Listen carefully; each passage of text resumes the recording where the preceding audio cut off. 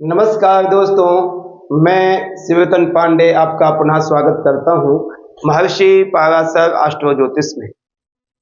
दोस्तों, हमारा जो अभी डिस्कशन चल रहा है वृषभ लग्न के सूर्य के विषय में है और दो वीडियो हमारे एकादश भाव और द्वादश भाव बचा हुआ नहीं, हमारा सूर्य कंप्लीट हो जाएगा वृषभ लग्न के विषय। तो आज हमारा जो डिस्कशन है क्या है, वृषभ लग्न है, एंटी क्लॉक जाएंगे तो हमारा एकादश आएगा, वह मीन राशि में सूर्य बैठे हैं। ठीक है, तो हमारा क्या हेडिंग होगी, वृषभ लग्न के एकादश भाव में मीन राशि के सूर्य का फल। वृषभ लग्न मीन राशि एकादश भाव सूर्य। ठीक है, ये हमारी हेडिंग हो गई। इसमें हमें यह देखना है कि मीन राशि कौन सी ग्रह की राशि है, तो उसमें हम देखेंगे एकादशेश। मीन राशि मीन्स बृहस्पति। बृहस्पति किस राशि के स्वामी है, 9th और 12th राशि के स्वामी, यानी धनु और मीन राशि के स्वामी जो वो बृहस्पति है। दृष्टि सूर्य की एक ही दृष्टि होती है, वो सप्तम दृष्टि होती है। एकादश में बैठ करके पंचम भाव को देखेंगे। ओके, सूर्य की राशि क्या है, सिंह राशि है। सूर्य की सिंह राशि कहाँ है, चतुर्थ भाव में बैठे हैं। ठीक है, ये हमारा डिस्कशन सूर्य से हो रहा है।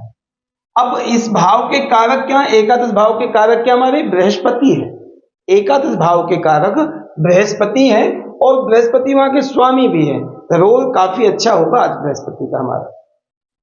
अब 3 नक्षत्र होंगे, पूर्वाभाद्र, उत्तराभाद्र, रेवती। कहते हैं पूर्वाभाद्र में एकम, उत्तराभाद्र रेवत्यंतम मीना।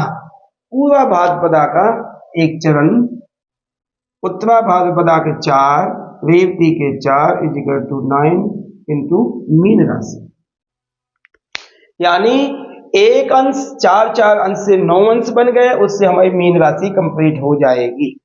ठीक, तो अब हमने देखना है यदि सूर्य हमारे मीन राशि में बैठे तो पूर्वाभाद्र नक्षत्र का एक चरण है, यानी 3-20 अंश तक यदि सूर्य की स्थिति है मीन राशि में 0 अंश से 3-20 अंश तक है, तो वहां का स्वामी क्या है, नक्षत्र बन जाएगा पूर्वाभाद्र और वहां के स्वामी हमारे बृहस्पति देवता हो जाएंगे। ठीक, ओके। अब यदि बृहस्पति वहां के नक्षत्र के स्वामी बन गए पूर्वाभाद्र के, यदि सूर्य हमारे 3-20 अंश से लेकर के 16-40 अंश तक है, तो वहां के नक्षत्र बनेंगे हमारे उत्तराभाद्र और वहां के स्वामी हमारे शनि बन जाएंगे। उत्तराभाद्र नक्षत्र के स्वामी हमारे शनि देवता है। ठीक है, अब वृषभ लग्न में एकादश भाव में जो सूर्य बैठे हैं उनका तीसरा नक्षत्र कौन सा है, रेवती। यानी यदि मीन राशि में सूर्य है 16-40 अंश से लेकर के 30 अंश के बीच में है, तो रेवती नक्षत्र होगा। रेवती नक्षत्र के स्वामी हमारे हो गए बुध। ठीक, तो इन 3 नक्षत्रों का स्वामी किन किन नक्षत्रों के हुए, पूर्वाभाद्र का स्वामी बृहस्पति, उत्तराभाद्र का शनि और रेवती का स्वामी बुध हो गया। ये हमारा मान लिखा हुआ है कि इन नक्षत्रों का मान इतना इतना है। और यदि सूर्य 3-20 तक है तो पूर्वाभाद्र में वहां के स्वामी बृहस्पति, यदि 16-40 तक है उत्तराभाद्र और 30 अंश तक है रेवती और उसके स्वामी बुध हो गए। ये हमारा चैप्टर पूरा टोटल कंप्लीट हो गया। हमारी जो सीरियल बाय वीडियो है 148वीं वीडियो है और सब कुछ समझ में हमें आ गया। अब हम डीप में जाकर के समझेंगे कि सूर्य यदि हम एकादश भाव में बैठते मीन राशि के, तो हम उसका फल क्या डिस्कशन करेंगे, क्या फायदा होगा, क्या नुकसान होगा, बताते हैं। सबसे पहले हमें देखना है लग्नेश। लग्नेश हमारा शुक्र है। उसके बाद हमें देखना है एकादशेश, यानी 11th हाउस का स्वामी कौन है, बृहस्पति है। वहां पर बैठा कौन सा ग्रह है, सूर्य बैठा है। सूर्य और बृहस्पति क्या मित्र हैं, तो बहुत अच्छे मित्र हैं और दोनों का नेचर एक जैसे ही है, अच्छे काम करने के लिए बहुत अच्छा है। धार्मिक, सूर्य भी बहुत धार्मिक है, बृहस्पति भी है। थोड़ा सा एग्रेसिव ज्यादा होता वो सूर्य होता, बृहस्पति नहीं होता। ठीक है, तो ऑलमोस्ट एकादश में सूर्य बैठ करके बहुत अच्छी कंडीशन में पैदा कर सकता है। ठीक है, ये हो गया। अब आपने यह देखना है कि एकादश भाव में बैठ करके सूर्य कहां को दृष्टि डालेंगे, पंचम भाव को। पंचम भाव में कौन सी राशि है, कन्या राशि है, वहां के स्वामी क्या है? बुध है। बुध और सूर्य भी अच्छे मित्र हैं, इसका मतलब दृष्टि भी लगभग अच्छी होगी। इसमें थोड़ा सा वृषभ लग्न के कारण से थोड़ा सूर्य उतने कंफर्टेबल नहीं होंगे, क्योंकि लग्नेश जो है शुक्र है, लग्नेश जो है शुक्र है, वो थोड़ा सा पॉइंट कम है। बाकी एकादश भाव में यदि सूर्य मीन राशि में बैठे तो अच्छा फल देगा। अब हम फल की यदि बात करें तो सबसे पहले हम देखते हैं कि एकादश भाव यानी 11वें भाव से हम क्या क्या विचार करते हैं। हम जो एकादश भाव से सबसे पहले हम विचार करते हैं लाभ भाव।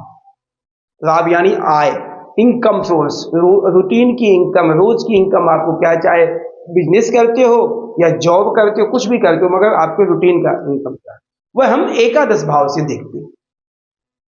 लाभ भाव हो गया।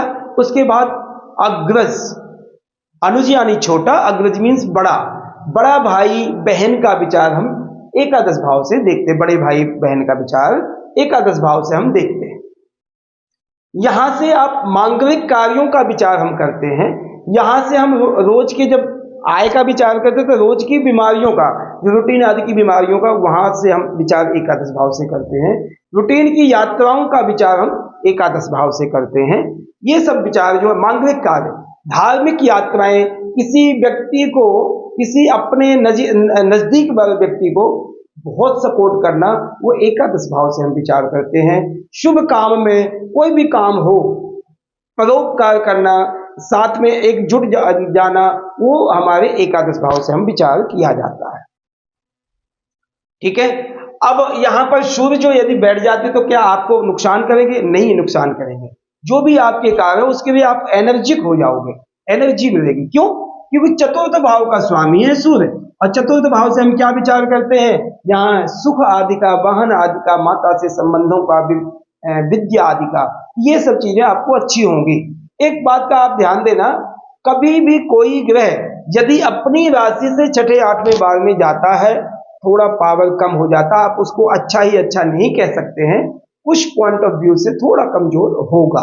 केंद्र का स्वामी, चतुर्थ भाव का स्वामी अपने से अष्टम चला गया, अपने से अष्टम चला गया। हालांकि मित्र राशि में एकादश भाव में अच्छा है, मगर आप उसको 100% नहीं कह सकते कि नहीं जी सब अच्छा ही अच्छा होगा, क्योंकि अपने घर से आठवां घर, ठीक है, आठवां घर जो है आपको कंफर्टेबल, उतना कंफर्टेबल नहीं देगा। ठीक है। अब एकादश भाव से हम जब बड़े भाई की बात करते हैं, सबसे पहले हम बड़े भाई की बात करते हैं। एकादश भाव में यदि सूर्य बैठा है तो बड़े भाई से संबंध बहुत अच्छे होंगे, एनर्जिक होगा।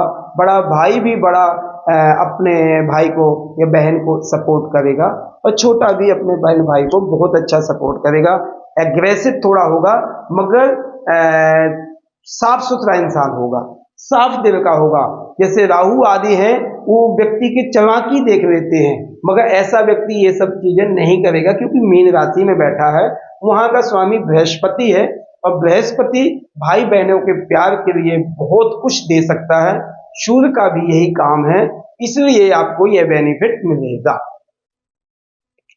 हमें इस भाव के फलों के जब विचार करना है तो सबसे पहले हमें बृहस्पति का रोल बहुत ज्यादा देखना पड़ेगा, कि बृहस्पति ऑलरेडी यदि नीच आदि में ना होवे, यदि छठे ना बैठा होवे, ठीक है, नवम में, चलो अष्टम में चल जाएगा क्योंकि अपनी खुद की राशि में है, मगर छठे बहुत, इस लग्न में बृहस्पति जो खराब करेगा छठे भाव में ज्यादा खराब करेगा।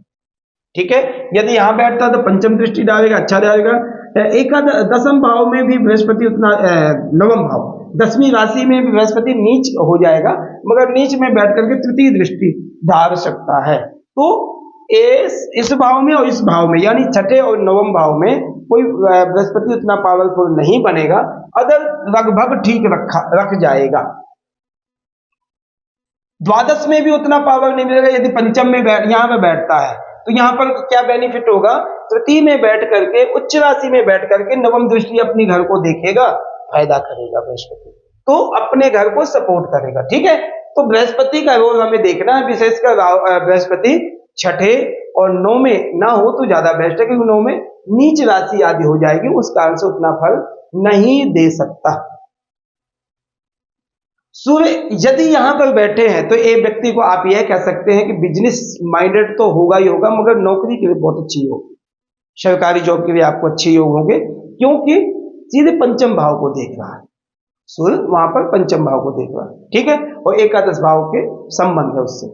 दूसरी बात आप ये कह सकते हैं कि एकादश भाव में सूर्य यदि बैठा है, नौकरी मगर एक बात का ध्यान देना, सरकारी भी मिल सकती है आपको, एक्टिव भी बहुत होगे, एनर्जिक भी बहुत होगे, मगर वो एनर्जी आपकी कहां तक जाएगी, क्योंकि ऐसे व्यक्ति को रूटीन रोज यात्राएं करनी पड़ेंगी, चाहे आपका बिजनेस होगा तो घर से दूर होगा, यदि नौकरी होगी ज्यादातर ट्रांसफर के चांस होंगे, ज्यादातर अपने जहां पर आपकी रेजिडेंसी है वहां से दूर होगी, रोज आना जाना आपको ये स्वाभाविक है, ये करना ही पड़ेगा। क्यों? क्योंकि एकादश भाव से हम छोटी यात्राओं का भी विचार करते हैं, छोटी यात्राएं यानी रूटीन की यात्राएं, यदि सुबह जाकर के शाम को आपको आना ही आना है तो वो यहाँ का विचार हम एकादश भाव में करते हैं। ये कुछ न कुछ स्थिति ऐसी जाएगी, क्योंकि सूर्य भी अपने से अष्टम भाव में गया है, तो कुछ न कुछ तो दुख देगा, ऐसा नहीं कि आपको सारे सुख ही सुख आपको देगा, ठीक है। अब सूर्य की स्थिति यदि और देखी जाए, धन आदि के लिए बेस्ट है, आपके रूटीन का रोज की इनकम बढ़ेगी, कोई दिक्कत नहीं होगी, पैसे आदि के संबंधों में मेरे हिसाब से कोई दिक्कत नहीं होगी। ऐसा व्यक्ति एनर्जिक होगा, ऐसा व्यक्ति यश मान सम्मान के लिए पैसा बहुत ज्यादा प्रेफरेंस नहीं देगा कि मैं पैसे से ही सब कुछ हूं, ऐसे व्यक्ति के लिए इज्जत मान सम्मान अच्छा कमाएगा। ऐसा व्यक्ति यहाँ पर बैठ करके एक अच्छा एनर्जिक वक्ता बन सकता है, जो अच्छा मीठा बोलने में कामयाब होगा। क्यों? क्योंकि वहां के स्वामी बृहस्पति है, धार्मिक संस्था का एक श्रेष्ठ व्यक्ति बन सकता है। किसी भी धार्मिक संस्था, मंदिर है, मस्जिद है, गुरुद्वारा है, या कोई भी संस्था है, चैरिटी कोई संस्था है, उसका मैनेजमेंट में अच्छा मतलब अध्यक्ष समझ लो कैसे बन सकता है और फायदा कर सकता है। ऐसा व्यक्ति कोष यानी धन का स्वामी का भी बन सकता है। यहां से आपको मैंने बताया मांगलिक कार्यों में बड़ा इंटरेस्ट होगा ऐसा व्यक्ति का, और कभी भी अपने भाई बहन, अपने घरों में, दोस्तों में कोई भी यदि संबंध बनते तो ऐसा व्यक्ति बड़ा एक्टिव होगा उनके कार्यों में, मंगलिक कार्यों में। कभी जैसे अपनी बहन भाई का शादी है, या भतीजियों की शादी, भतीजे की शादी, कहीं भी अपने रिश्तेदारों में, तो ऐसे बहुत से ऐसे व्यक्ति होते, आलसी होते हैं कि अब मेरे को ना कह दे काम, मैं नहीं जाना, मगर ऐसा व्यक्ति कहेगा तो मुझे बताइए, मैं काम करने को तैयार। ये ऐसा व्यक्ति मांगलिक कार्यों में करने में बहुत सफलता प्राप्त करता है। एक आप और ध्यान देना, मांगलिक कार्य तो बात हो गई है, धार्मिक कार्यों में भी ऐसा व्यक्ति ये भी कार्य कर सकता है कि जैसे छोटी मोटी यात्राओं के लिए बसें ले जाना, अपनी गाड़ी में ले जाना, किसी को सोचा ठीक है मैं चलूं, मैं जाना है, इनको भी ले जाता है, तो ऐसे व्यक्ति को इनको शौक होगा, ऐसी चीजों से फायदा करता है, ठीक है। एकादश भाव से और हम यदि विचार करें, धन की बात हो गई, बड़े भाई की बात हो गई, परोपकार यानी धार्मिक कार्यों के लिए भी यहाँ पर फायदा करेगा। यदि रूटीन का पैसा आएगा तो रूटीन की आपकी बीमारी भी होगी, धार्मिक रूटीन की यात्रा की भी बात हो गई, रूटीन की बीमारियां, गैस की प्रॉब्लम, पेट की प्रॉब्लम आदि ये व्यक्ति को रहेगी। क्यों रहेगी? कि बृहस्पति यदि थोड़ा भी कमजोर होता है, गोचर में हो गया, कभी किसी शत्रु दृष्टि पड़ गई किसी ग्रह की, तो सूर्य का प्रभाव उतना अच्छा नहीं है, और अपने से अष्टम में भी गया, अष्टम भाव से हम विचार कर बीमारियों का विचार करते हैं, वैसे तो हम यहाँ पर रॉन्ग बीमारियां देखते हैं, मगर अपने से अष्टम में गया, वो एकादश भाव है, तो वहां पर हम शॉर्ट बीमारियां आदि जो रूटीन में कह देते कि यार मेरे को गैस बन गई, इरिटेशन हो रहा, गुस्सा आ रहा, मन परेशान हो रहा, ये सब चीजें प्रॉब्लम्स ऐसे व्यक्ति को होंगी। सूर्य की यदि दृष्टि देखी जाए तो सप्तम दृष्टि बढ़ेगी पंचम भाव को।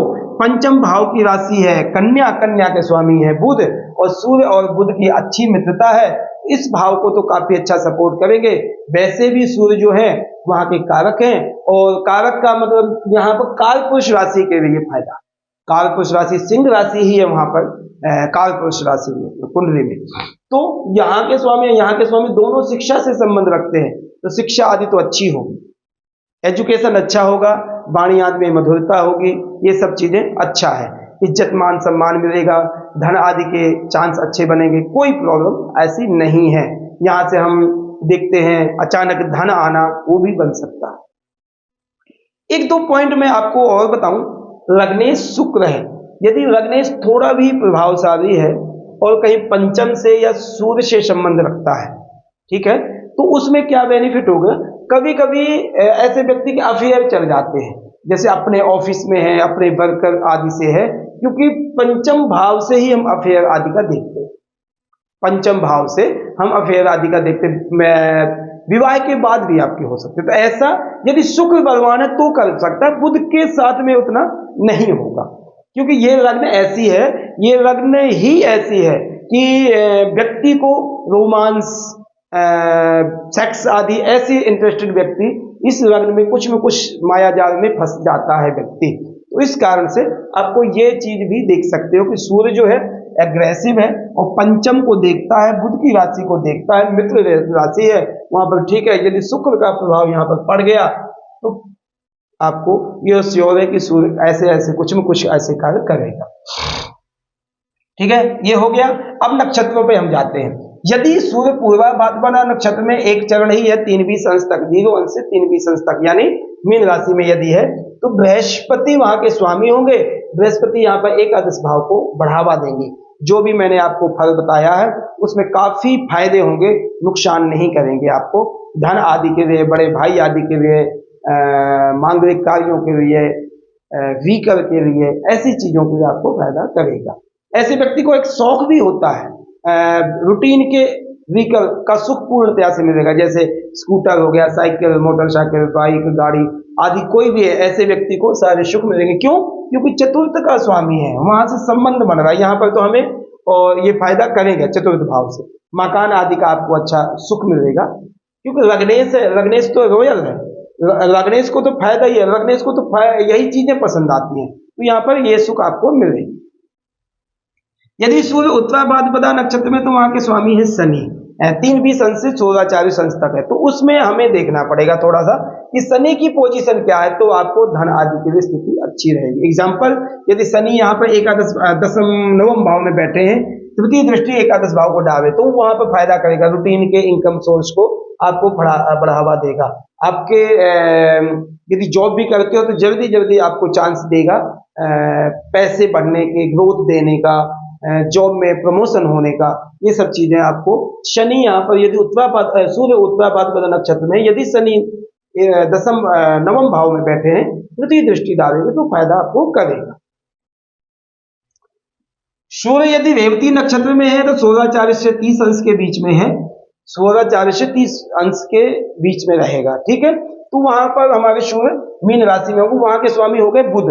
बुध जो यदि हमारे यहाँ के स्वामी है, तो आपको क्या फायदा करेगा, इस भाव को बहुत सपोर्ट करेगा, इस भाव को बहुत, क्योंकि बुध सूर्य मित्र है, पंचम भाव की दृष्टि है, उनकी खुद की दृष्टि उसके भाव को पड़ रही है, तब विद्या, एजुकेशन आदि में, संतान आदि में, ये सब चीजों में आपको फायदा करेगा। पंचम भाव की जो दृष्टि है, सूर्य की सप्तम दृष्टि है, वो आपको फायदा करने के चांस अच्छे बनेंगे। सूर्य पंचम दृष्टि डालेंगे, रेवती नक्षत्र में फायदा करेंगे। सूर्य यदि उत्तरा भाद्रपदा नक्षत्र में, तो शनि धन आदि के लिए फायदा करेंगे। यदि सूर्य पूर्वा भाद्रपदा नक्षत्र में है, तो धार्मिक मांगलिक कार्यों आदि में और भाई से संबंधों आदि में आपको बेनिफिट मिलेगा, ठीक है।